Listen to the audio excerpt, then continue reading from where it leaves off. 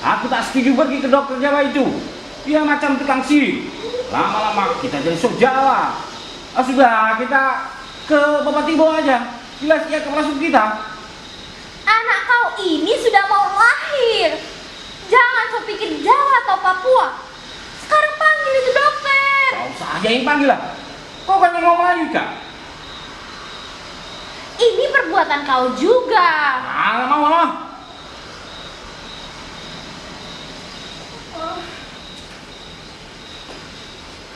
Itu suara siapa? Diri seperti ini tak baik dari luar rumah. Masuk saja. Apa? Melahirkan? Sebentar ya, sebentar. Sebentar. Kau tunggu sebentar. Melahirkan memang tak mengenal waktu.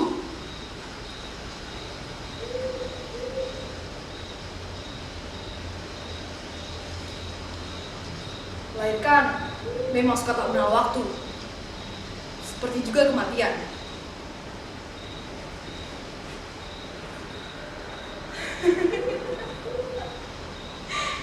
Kematian. Wah, rupanya ini kenapa aku harus membahas soal kematian?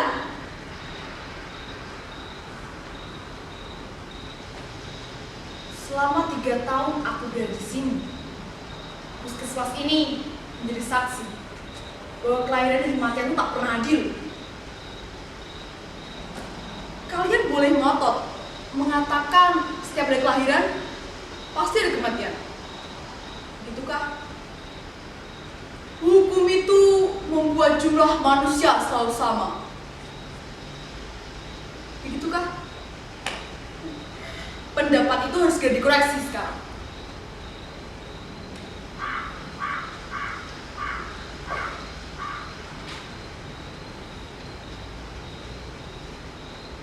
Sebagai orang Jawa yang mewarisi ajaran harmoni dari Pak Ketua, aku dibenturkan pada kenyataan pahit yang tidak sesuai dengan apa yang diajarkan. Terkadang aku merasa gagal menjadi seorang dokter karena aku tak bisa menyelamatkan nyawa mereka. Dan kegagalan demi kegagalan itulah yang membuatku ingin menanggalkan profesi sebagai dokter ini dan kembali menjadi manusia biasa. Aku sangat ingin kembali menjadi manusia biasa.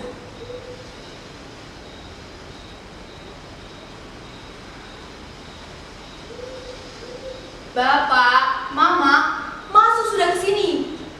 Bayi itu harus diberi kesempatan untuk lahir. Aku tahu aku ini bukan malaikat penyelamat, tapi setidaknya bayi itu punya kesempatan yang untuk lahir. Kalian kan juga sudah tahu di sini, kalau misalnya ada bayi yang baru lahir, belum tentu selamat. Yang selamat pun belum tentu bisa jadi anak-anak. Kalian tahu, di sini sejak seminggu yang lalu sudah ada sekitar 61 orang meninggal karena gizi buruk. Kalian pasti sudah mendengar beritanya kan di media sosial. Itu sangat viral. Dan katanya Bapak Presiden menetapkan itu sebagai kasus gizi buruk sepanjang era modern ini. Aku jadi ingat sesuatu. Dulu ada kasus yang hampir mirip seperti ini. Kalau aku boleh bercerita, begini ceritanya. Sebentar, kalian tunggu sebentar ya.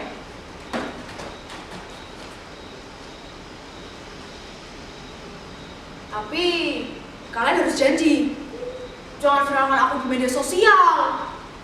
Aku tak suka jadi viral. Kalian semua janji ya? Oke.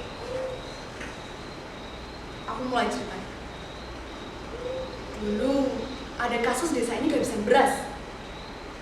Asal kalian tahu, desa ini kalau ingin makan beras harus bawa dari kota kabupaten, dan itu makan waktu sekitar 2 hari. Singkat cerita, perahu yang ditumpangi oleh warga tertabrak oleh batang kayu orang-orangnya mati di telan buaya. Dan berasnya hanyut begitu saja. Dan anehnya lagi, para warga malah menuduhku sebagai dalang di balik semua ini. Padahal aku ini tak tahu apa-apa.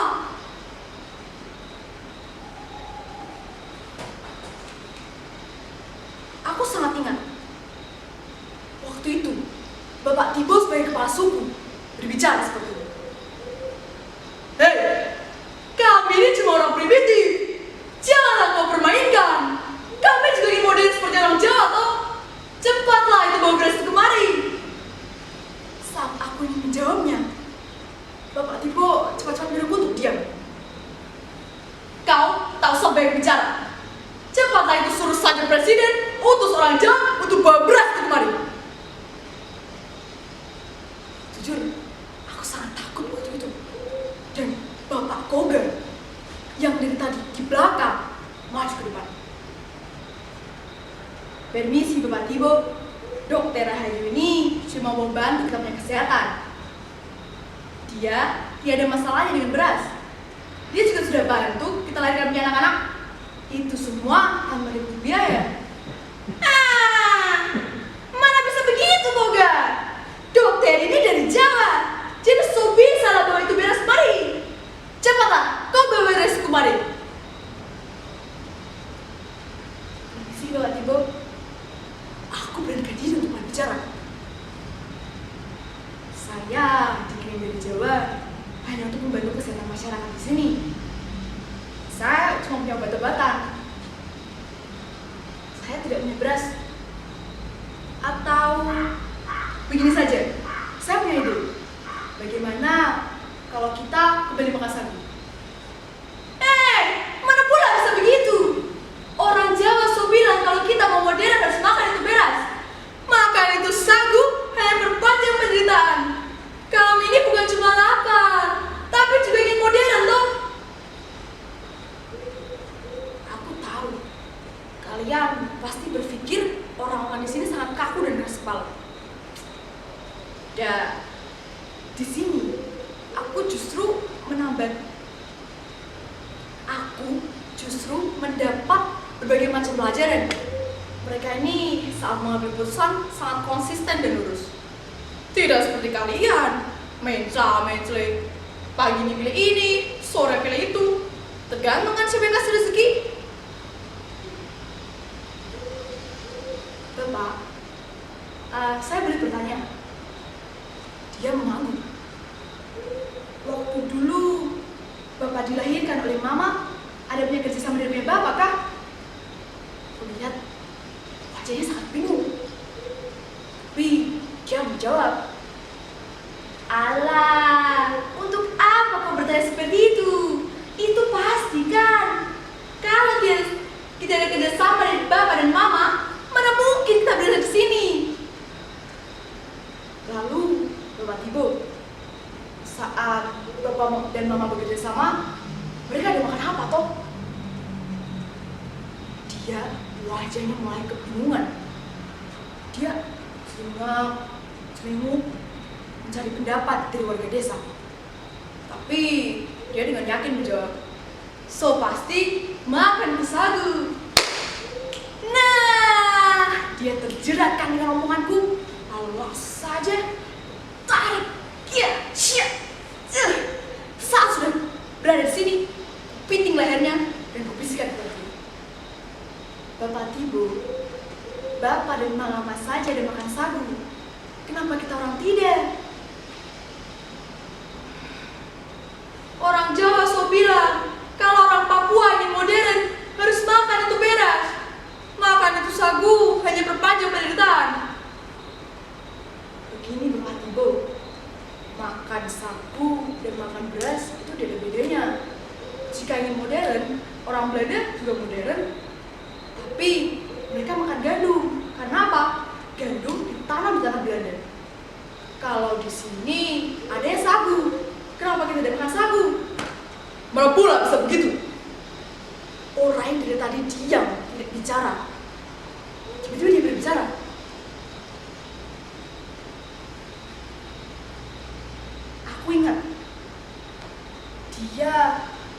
orang yang malam-malam itu datang membawa seorang yang terluka di kakinya. Aku tahu itu luka tembak. Dia berkata seperti ini. Dokter, jangan banyak bertanya. Cepat, kasih sembuh itu. Saya punya teman. Kusuruh membaringkan orang itu di bangku ini. Jadi Bapak, silakan baringkan teman Bapak di bangku ini. Saya akan berusaha mengobatinya. Bilang begitu. Lalu cek. Dada kirinya mengucur darah yang sangat deras. Peluru itu menancap. Lalu aku bilang kepadanya, Bapak, teman ini harus dioperasi, harus membawa itu ke rumah sakit di kabupaten. Hei, sudah kubilang kan, jangan kasih itu berita. Dan jangan pengen tanya, cepat aku obatin saja. Dan dia mulai menodongkan senjatanya ke sebelah kepalaku. Jujur, aku sangat takut waktu itu. Tapi karena aku ini seorang dokter, masa serius. Aku katakan kepadanya, baik Bapak, Bapak silakan duduk saja di sini dan saya akan mengobati teman Bapak menggunakan pisau bedah yang seadanya. Aku bilang seperti itu. Dia menjawab, cepat, kau itu suruh saja aku. Cepat akan sembuh saja, jangan kau suruh aku. Baik Bapak, Bapak tunggu sebentar ya. Setelah itu, bedah menggunakan pisau yang seadanya operasi temannya itu. Dan untungnya aku berhasil. Jadi aku tidak kena semprot oleh orang itu. Tapi sudah kubilang kan, obati dia. Jangan aku masih kasih mati kepada temanku itu. Saya juga bisa kasih mati pada dokter. Saat itu, aku sudah menguasai keadaan. Lalu bilang kepada Pak, sudahlah. Bapak tidak usah bertemu di gunung-gunung. Mari turun saja ke sini dan bergabung bersama warga kamu. Kita ini sama Republik toh. Tanpa sadari, senjatanya yang dia tadi acungkan mulai ia masukkan ke nokennya. Lalu dia membawa temannya itu dan menggendongnya, lalu menghilang di tengah kegelapan malam.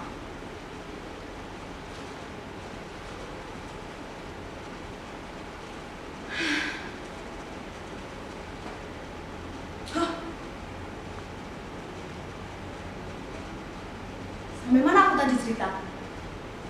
Akan kulanjutkan ya dengan orang yang tengah malam itu. Jadi begini kisahnya. Dia berkata, kau tidak bisa lagi mengambil sagu dari itu hutan, karena hutan itu sudah habis dimakan oleh para penguasa. Aku bingung saat itu kan. Lalu aku bilang ke Bapak Ibu, Bapak Ibu, bagaimana kalau besok kita sama-sama pergi ke hutan? Kita lihat keadaan, lalu mengubah sagu itu menjadi roti. Bagaimana? Bapak ada setuju kah?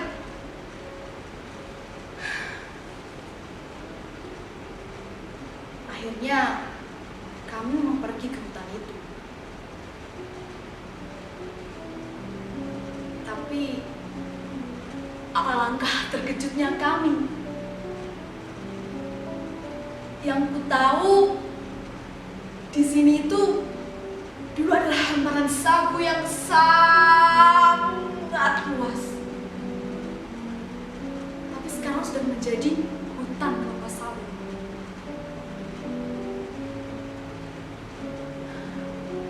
Tanpa berbicara, Bapak Tibo dan warga desa pergi. Kembali begitu saja.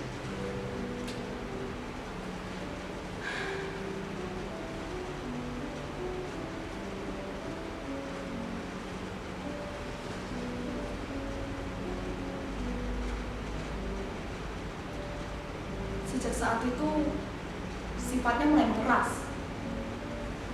Tapi ia tetap ingin ngotot makan beras. Dan pemerintah di Jawa harus bertanggung jawab akan hal ini. Karena mereka telah mengganti sagu dengan beras. Padahal mereka kan tahu bahwa di sini tidak pernah ditanam beras. Di sini hanya ada sagu.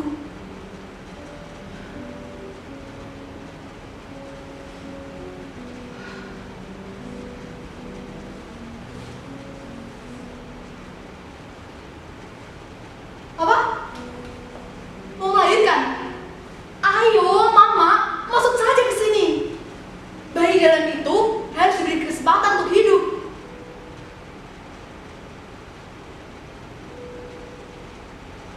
Hidup.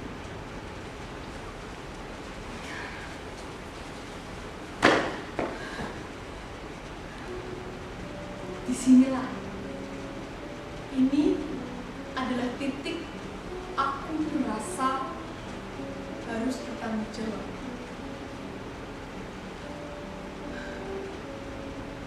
Seharusnya aku bisa kan menyelamatkan nyawa mereka. Tapi hal itu tidak terjadi.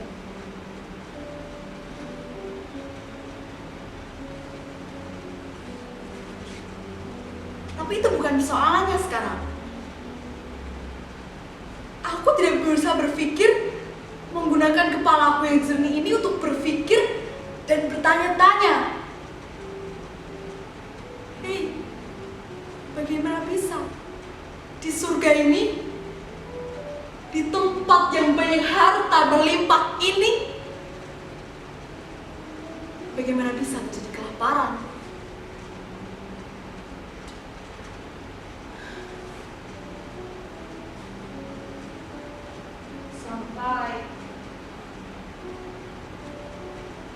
Sampai suatu hari transmigran asal Bali datang ke sini. Dia mengatakan seperti ini. Hidup itu harus menanam, tidak bisa langsung memetik. Kalimatnya cukup sederhana, tapi bisa membuatku berpikir sepanjang malam.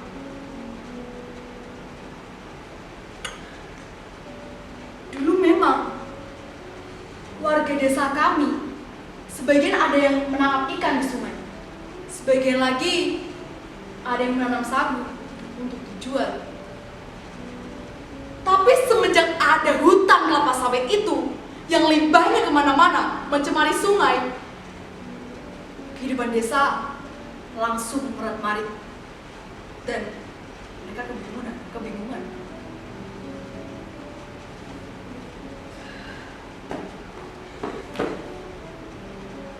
Aku merasa bertanggung jawab atas hal ini.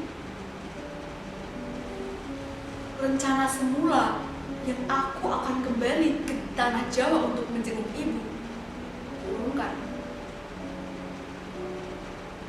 Karena aku tahu di tengah penderitaan seperti ini, kunci terbaiknya adalah kebersamaan. Dan aku tahu aku dan Bapak Tibo tidak pernah sejalan.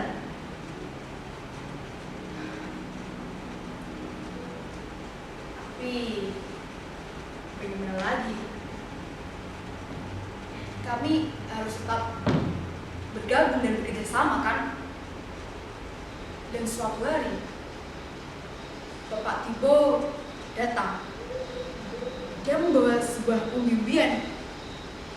Dia bilang, "Dokter Ayu, ini untuk dokter." Sudah untung kami masih punya dokter. Dan kami sekarang tidak perlu beres-beres itu lagi. Nah, kami juga tahu dokter tidak makan beras, kan? Ini kasih ini Hipere untuk dokter kakak. Aku bingung saat itu. Dari mana dia dapat Hipere itu? Tapi saat aku ingin bertanya, Bapak Tibo cepat-cepat berkata lain. Dokter, kami ada upacara bakar batu dan malam. Cepatlah ya, dokter datang saja. Oke? Aku pun mengangguk. Dan aku berpikir, upacara bakar batu dilaksanakan ketika ada sesuatu hal yang sangat penting dan berarti ada sesuatu yang sangat-sangat menguntungkan bagi warga desa ini. Lalu aku cepat-cepat saja datang ke upacara bakar batu itu. Tapi kalian pasti belum tahu kan tentang apa itu upacara bakar batu. Tapi aku tidak akan menjelaskannya. Sekarang ini mudah. Kalau kalian ingin tahu apa itu bakar batu, cepat cari saja di internet. Itu pasti mudah kan? Karena aku tidak ingin monolog ini berkepanjangan tentang menceritakan bakar batu. Cari saja sendiri ya. Saat aku datang, Bapak Tibo menyambutku. Aku bertanya kepada dia, Bapak, dari mana kamu dapat Hipere ini? Dia tidak menjawabnya, tapi dia malah mengirimku untuk datang ke tengah kerumunan warga. Di situ, aku melihat seseorang yang tidak asing. Si transmigran asal Bali itu, dia datang bersama 5 orang lainnya. Aku diperkenalkan Bapak Tibo kepada orang lain itu. Dan aku bertanya, Bapak, aku bertanya kepada si orang pedalaman itu, Bapak, dari mana Bapak dapat Hipere itu? Dan ini untuk kami kan? Terima kasih ya Bapak sudah menyelamatkan desa ini. Tanpa aku sadari, orang pedalaman itu menjawab, Hipere ini ditanam di tanah Papua, so pasti untuk orang Indonesia kan? Baik, silakan saudara-saudara maknai apa kata orang pedalaman itu. Aku permisi dulu, ada pasien yang menunggu. Sebentar ya.